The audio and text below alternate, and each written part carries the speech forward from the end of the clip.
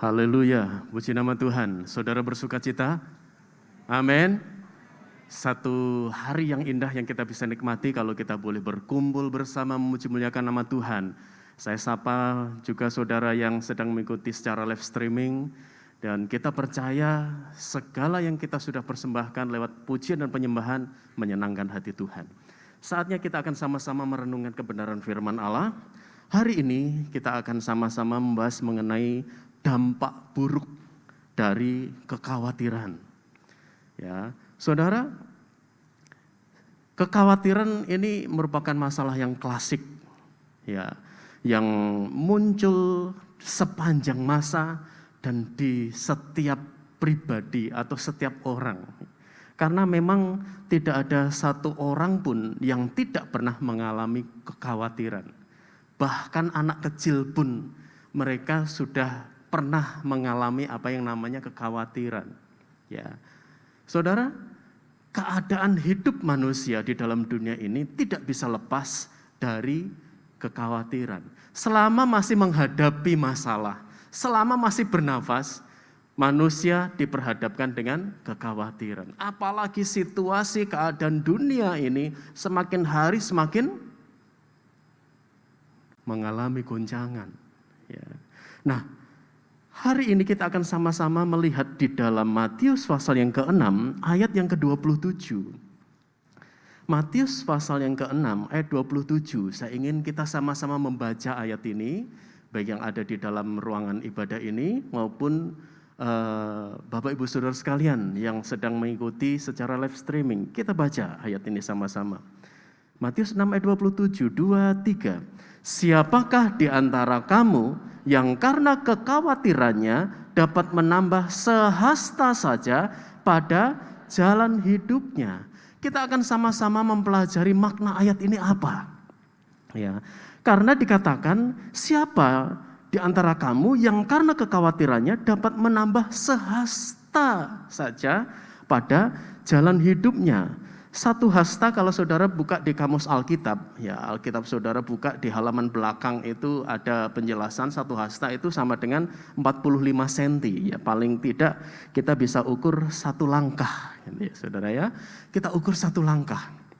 Nah, kekhawatiran bisa dialami oleh setiap orang. Ya. Seringkali orang tidak menyadari ketika dia menghadapi satu masalah, ketika dia menghadapi sesuatu atau melakukan sesuatu, kadang-kadang bukan karena menghadapi atau akan menghadapi, ya, belum terjadi tapi udah khawatir. Tetapi kadang-kadang karena orang setelah melakukan sesuatu, melakukan kesalahan, orang jadi khawatir. Wah, jangan-jangan ketahuan, jangan-jangan ini, terutama mereka-mereka yang terbiasa melakukan kejahatan, ya. Saking biasanya kadang-kadang malah tidak khawatir, tapi tetap pasti di dalam hati mereka mengalami apa yang namanya khawatir, saudara ya. Ya, mereka begitu hati-hati, ya kita tahu tindakan kriminal hari ini semakin luar biasa. Nah, pertanyaannya kan begini, seburuk apa sih kekhawatiran itu kalau ada dalam kehidupan kita? Seburuk apa dampak dari kekhawatiran kalau itu ada di dalam hidup kita? Ya. Nah, untuk membahas ini, kita akan sama-sama melihat yang pertama, dampak secara umum. Ya, menurut ahli psikologi, orang yang khawatir itu menunjukkan tanda-tanda dia gugup. Ya. Dia gugup, dia cemas, ya. Kemudian tidak bisa tidur. Ada yang tadi malam tidak bisa tidur? Tidak bisa tidur, kemudian mulai keringat berlebihan, sakit kepala. Ya, rupa-rupanya keringat berlebihan ini bukan hanya orang yang kena sakit jantung. Orang khawatir bisa mengalami tanda-tanda seperti ini. Kemudian sesak napas. Bukan hanya kena COVID, saudara, yang bisa sesak napas. Orang khawatir juga bisa sesak napas. Ya. Nah, ini tanda-tanda secara umum. Nah, kalau kondisi ini tidak segera ditangani dengan baik, orang akan bisa mengalami yang namanya stres. Kemudian sampai ke depresi. Dari depresi sampai ke gangguan jiwa. Dan yang terparah orang sampai bisa bunuh diri. Berawal dari mana? Khawatir. Simple, tapi ternyata perjalanannya kalau terus ada, terus dipelihara, terus dibiarkan, itu bahaya. Ini dampak secara umum. Sekarang kita melihat sama-sama dampak secara khusus, atau saya persemit dampak secara rohani. Ya. Dampak secara rohani, dampak buruk dari kekhawatiran itu apa? Ya. Untuk menjelaskan ini, karena memang ayat itu berkata, kalau orang khawatir, orang itu tidak bisa menambah sehasta saja jalan hidupnya. Ya. Untuk kita bisa memahami ini, saya ingin ajak saudara melihat beberapa kisah atau beberapa peristiwa yang terjadi dalam Alkitab. Ya. Nah, satu kali Tuhan Yesus, kisah yang pertama, Tuhan Yesus setelah pelayanannya, dia menyuruh murid-muridnya, kalian bertolak ke seberang. Yesus ngapain? Berdoa. Ya, mereka tetap berangkat saja, saudara. Memang seharusnya belajar dari pengalaman. Musa aja ketika disuruh, Musa kamu tuntun umat ini. Terus lanjutkan perjalanan, Musa bilang, Tuhan kalau enggak dengan Tuhan, saya enggak mau pergi. Murid-murid enggak, saudara. Saya berdoa di sini, kalian nyebrang. Oke, saya nyebrang. Kita nyebrang. Toh kita ngerti, ya. Kita biasa, kita ini sebagian besar nelayan. Ya. Nah, akhirnya singkat cerita, begitu mereka sampai di tengah danau, tahu-tahu ada angin sakal. Angin sakal itu angin yang datang tiba-tiba dan dia seperti menghantam di segala arah. Ya. Nah, saudara, dalam peristiwa ini dikatakan bagaimana murid-murid itu berusaha dengan jerih payah, ya, untuk mengendalikan, untuk supaya perahu mereka bisa tetap berjalan, tapi tidak bisa jalan, saudara. Ya. Kalau saudara baca dalam Markus 6 ayat 46 sampai 48, ya. Di peristiwa ini ada dua kejadian yang menunjukkan bahwa murid-murid tidak bisa menambah sehasta saja, ya, jalan hidupnya. Coba saudara lihat bagaimana dikatakan mulai dari ayat 46. Setelah ia berpisah dari mereka, ia pergi ke bukit untuk berdoa. Ketika hari sudah malam, perahu itu sudah di tengah danau, sedang Yesus tinggal sendirian di darat. Ketika ia melihat betapa payahnya mereka mendayung karena angin sakal. Ya, susah payah. Berusaha, tapi perahu itu tetap diam. Ya, tidak melangkah, tidak bisa berjalan. Dan dikatakan, maka kira-kira jam 3 malam ia datang kepada mereka berjalan di atas air dan ia hendak melewati mereka. Yesus aja sampai bisa mau nyusul, saudara. Kenapa? Mereka diam di tempat. Ya. Yang pertama, saudara, kita melihat lewat peristiwa ini, mereka tidak bisa menambah perahunya untuk bisa berjalan. Sehasta saja berjalan tidak bisa. Ya. Dan pada waktu itu Yesus berkata, ini aku, jangan takut. Ya. Nah, dari ayat ini, peristiwa ini, saya ingin hubungkan di Matius pasal 14. Coba kita lihat ke sana.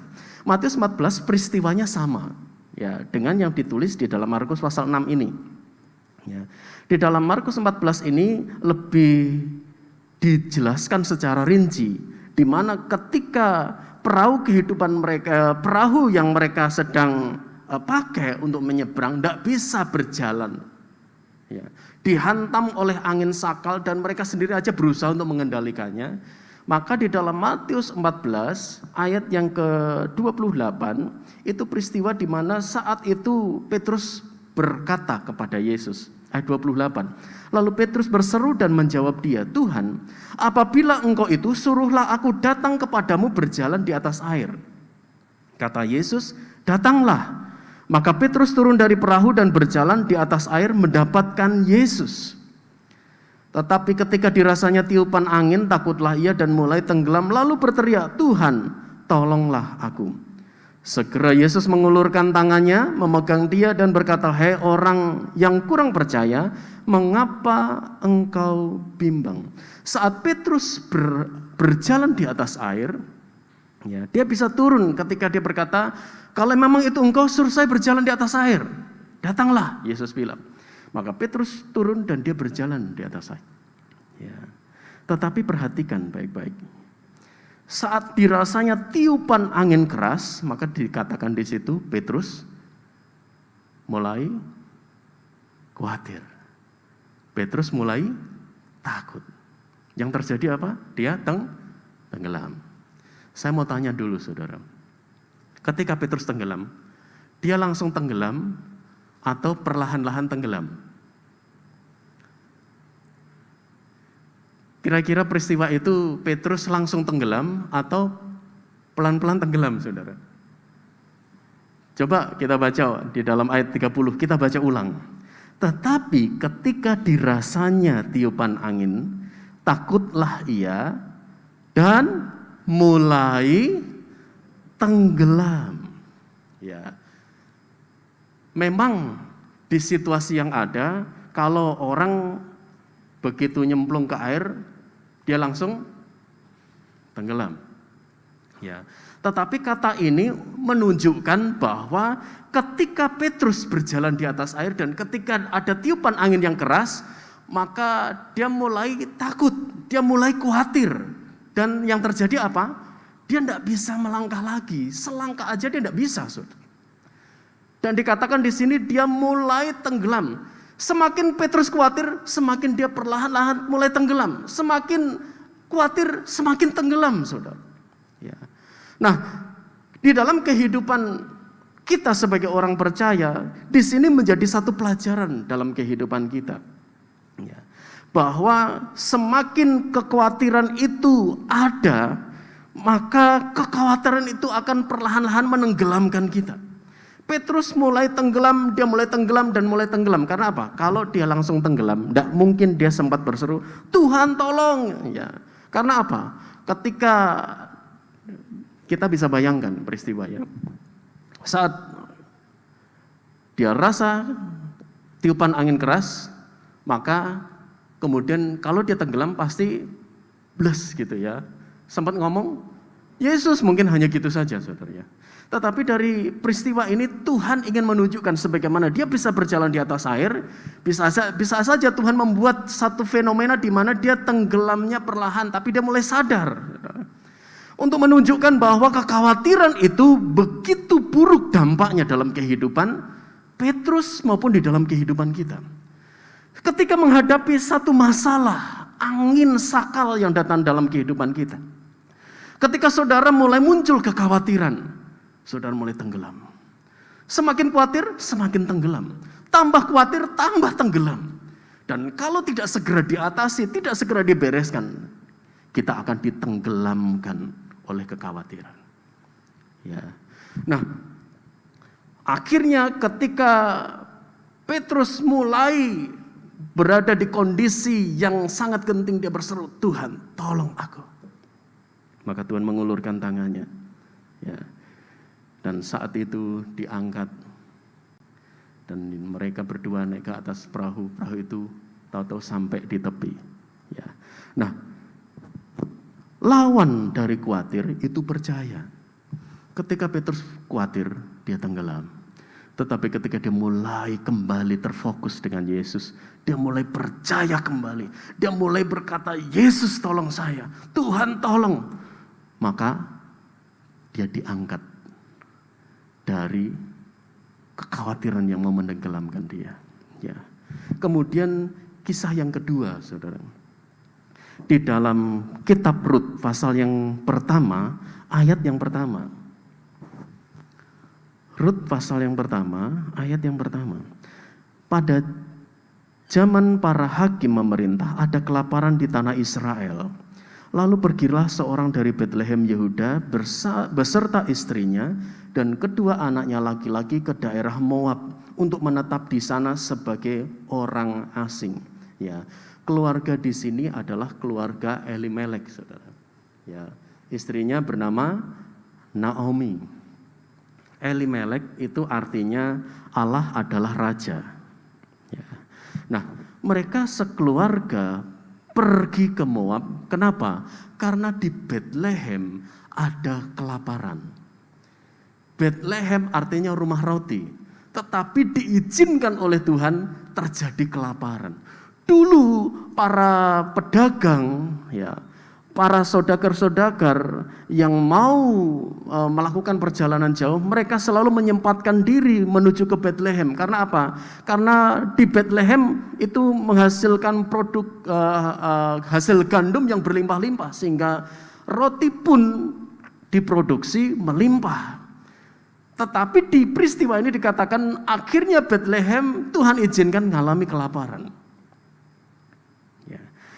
Keluarga ini pergi ke Moab karena khawatir mati kelaparan. Ya. Nah saudara, kita lihat dampak orang yang khawatir. Ini benar-benar terjadi seperti yang dikatakan dalam Ayub 3, ayat yang ke-25 sampai 26. Keluarga Elimelek, keluarga Naomi, mereka pergi ke Moab karena khawatir mati karena kelaparan. Ya. Dan inilah yang dikatakan oleh Ayub. Karena yang kutakutkan itulah yang menimpa aku, dan yang kucemaskan itulah yang mendatangi aku.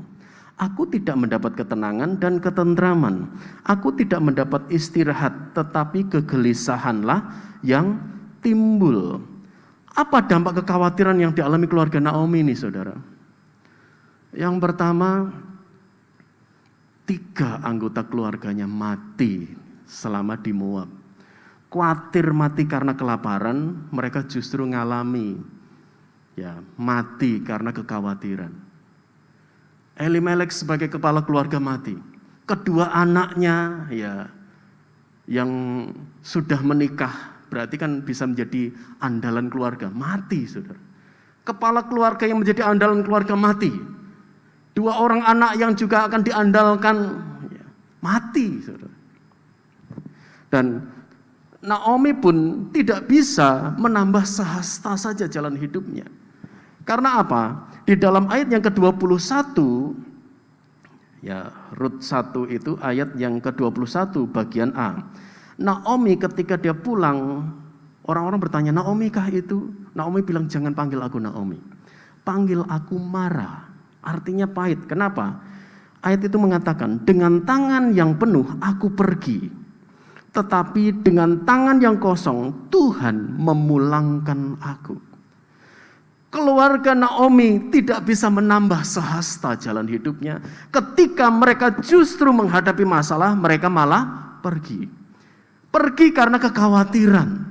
Tetapi justru itulah yang terjadi. Orang khawatir tidak bisa menambah sehasta. Bahkan ketika mereka berangkat dari Bethlehem, sebenarnya mereka berangkat dalam kondisi kaya raya, saudara. Dengan harapan peristiwa kelaparan yang terjadi di Bethlehem, mereka tidak akan hadapi, tidak perlu mengeluarkan uang yang banyak. Mereka mengadu nasib ke Moab. Tetapi yang terjadi apa? Naomi berkata, dengan tangan penuh aku berangkat, aku pergi. Tetapi dengan tangan yang kosong Tuhan memulangkan aku. Tidak bisa menambah sehasta saja. Jalan hidupnya berhenti ketika kekhawatiran. Saya ingin gambarkan seperti ini, saudara, ketika orang khawatir. Ketika orang mau menyeberang jembatan,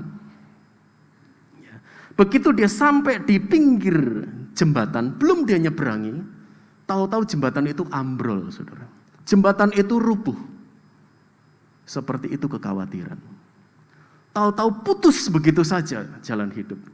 Tidak bisa melanjutkan perjalanan, tidak bisa melangsungkan usahanya untuk bisa maju, tidak bisa. Karena apa? Khawatir. Khawatir itu seperti itu, saudara. Terputus begitu saja. Nah, khawatir lawannya iman. Saudara memilih khawatir atau beriman? Ini dalam Ibrani 11 ayat yang pertama, iman itu membuat orang apa yang dia yakini itu terjadi, yang diharapkan terjadi. Tetapi Ayub tadi katakan apa yang dikhawatirkan terjadi. Satu pilihan di tangan kita.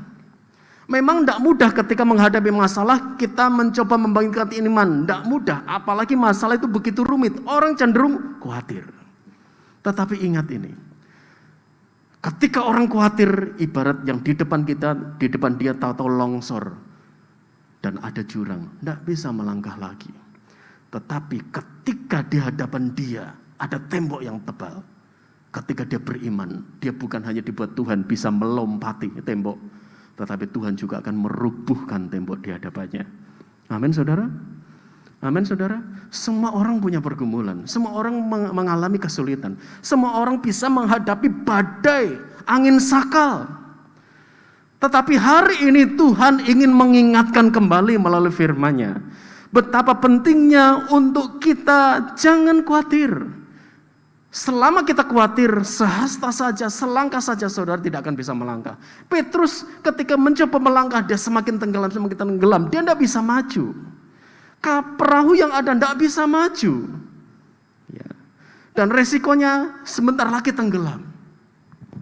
Nah, sekarang mari kita sama-sama lihat contoh yang ketiga. Ya.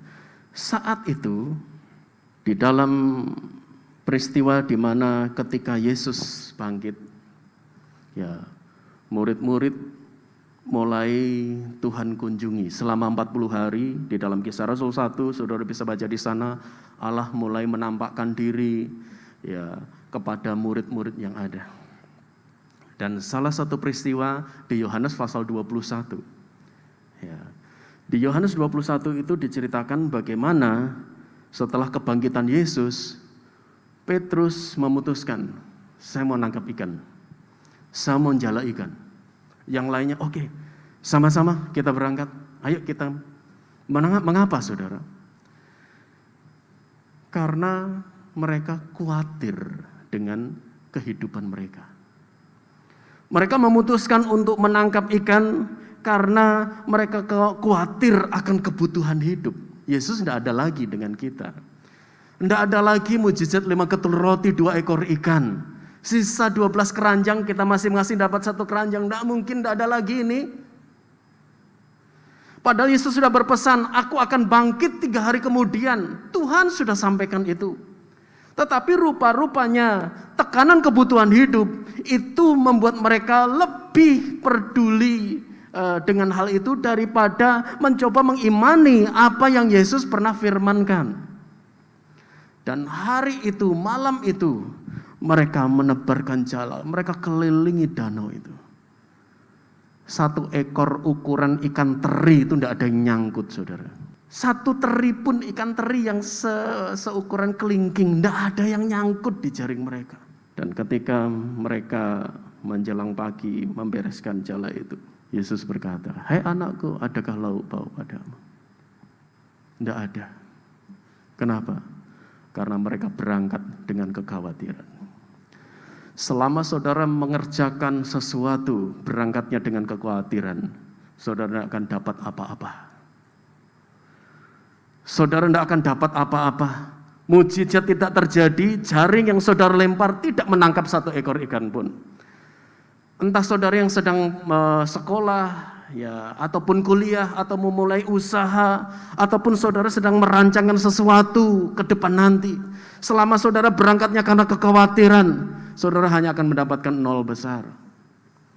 Saudara hanya akan mendapatkan sebuah keputusasaan. Kenapa? Dasar saudara melakukan sesuatu itu karena khawatir. Dan seperti itu yang terjadi dengan murid-murid. Mereka tidak dapat apa-apa, saudara. Mereka tidak menangkap sesuatu. Ya. Nah, kesimpulan dari renungan kita hari ini, ya, selama saudara khawatir, saudara tidak bisa menambah sehasta saja jalan hidup saudara, usaha saudara, kesehatan saudara. Kalau saudara mungkin saudara sedang mengalami gangguan kesehatan, ya. Kalau saudara melihat keadaan kesehatan saudara, apalagi dengan merebaknya kasus COVID, justru saudara khawatir dengan penyakit saudara, itu malah bahaya. Ya. Saudara tidak akan bisa menambah sehasta. Saudara tidak akan bisa melihat mengalami mujizat kesembuhan yang Tuhan akan kerjakan. Ya. Orang bisa khawatir apalagi dengan pandemi yang ada, berapa orang sudah meninggal. Ya. Tetapi ketahuilah saudara, kita tidak bisa menghindari apa yang namanya penggenapan dari apa yang Tuhan sudah nubuatkan dalam firman Allah. Bahkan nanti akan muncul penyakit-penyakit yang lebih luar biasa dari sekedar COVID-19 ini. Perang, bencana alam semuanya mulai terjadi. Ya, La Nina mulai didengungkan. Berita yang lalu 30 rumah rusak, 10 hancur berantakan di daerah Bojonegoro. Tanda-tanda gelombang tinggi La Nina sudah ada. Ya, tempo hari adik saya dapat pesan nih, ada berita ini dari wilayah Jawa Tengah, daerah Bali. Di Bali dikatakan akan mengalami gempa. Ya, bahkan sampai dikatakan gempa itu 9. Ya, Lombok juga. Ya, terlepas dari benar atau tidaknya atau hoax, tetapi yang jelas semua Tuhan sudah sampaikan. Akan ada banyak tanda-tanda yang menggemparkan di bumi dan di langit. Orang bisa cemas. Wahyu katakan orang ada yang mati karena khawatir, mati karena ketakutan. Tenggelam karena ketakutan.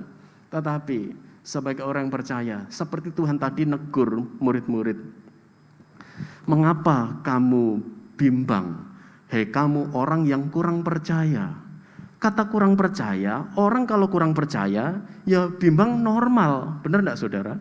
Tadi kan dikatakan di ayat yang ke Matius 14 ayat yang ke-31. Segera Yesus mengulurkan tangannya memegang dia dan berkata, hei orang yang kurang percaya, mengapa engkau bimbang? Kurang percaya, bimbang, ya normal karena kurang percaya. Kalau orang percaya, bimbang itu yang aneh. Tetapi kenapa Yesus berkata seperti ini? Yesus ingin menunjukkan anak Tuhan yang menerima dia sebagai Tuhan dan Juru Selamat, maka statusnya itu sebagai orang percaya. Tetapi sebagai orang percaya, kalau dia hidup dalam kekhawatirannya, secara tidak langsung statusnya tahu-tahu berubah menjadi orang kurang percaya. Saudara nanggap ini? Jadi sebenarnya status kita ini orang percaya. Tetapi kalau kita selalu diliputi oleh kekhawatiran daripada kita percaya beriman kepada Yesus, maka status itu tahu-tahu seperti berubah menjadi orang yang kurang percaya. Ya. Nah saudara, selama kita menyerahkan kekhawatiran kepada Yesus, maka percayalah mujizat pasti terjadi. Ya. Di tengah kekhawatiran yang ada, Yesus datang dan berkata, ini aku. Jangan takut, jangan khawatir, percayalah. Ya. Di tengah kekhawatiran akibat tiupan badai, Yesus mengulurkan tangannya ketika Petrus berseru dan membawa Petrus naik, tidak ditenggelamkan kembali oleh kekhawatirannya. Ya. Di tengah-tengah tekanan kebutuhan hidup, murid-murid khawatir dan mereka tidak mendapat apa-apa. Dan ketika ditanya ada lauk pauk, tidak ada. Segera Yesus memberi solusi. Tebarkan jalamu di sebelah kanan perahu. Dan ketika mereka menebarkan jala sebelah kanan perahu, mereka hanya berjarak sekitar 200 mil. Ya, hanya sekitar dekat karena Yesus di tepi pantai berseru, hei anakku, mereka bisa dengar. Berarti jaraknya sangat dekat sekali dengan daratan. Tetapi ketika ditebarkan jalannya, 153 ekor besar-besar ditangkap. Kenapa? Karena berangkat atau dilakukan berdasarkan iman. Ya. Saya tidak panjangkan kebenaran firman Allah. Ya. Tapi mari kita sama-sama merenungkan dampak buruk dari kekhawatiran begitu luar biasa. Tetapi di sisi lain, dampak yang luar biasa akan terjadi ketika kita beriman kepada Tuhan. Hari ini, saya tidak tahu pergumulan apa yang saudara hadapi. Tapi percayalah, semua orang memang bisa khawatir. Semua orang bisa cemas. Semua orang bisa takut. Tetapi ketika kita memandang kepada Yesus, ketika kita percaya Tuhan, saya percaya Engkau pasti tolong saya. Mujizat pasti terjadi. Jangan pernah menyerah. Jangan pernah putus asa untuk apapun yang saudara hadapi. Tuhan ini angin sakal. Jangan menyerah. Ya. Tetapi percayalah Dia Bapa yang baik, yang peduli dalam kehidupan kita. Amin. Kita angkat pujian. Dalam segala perkara Tuhan punya rencana. Dalam segala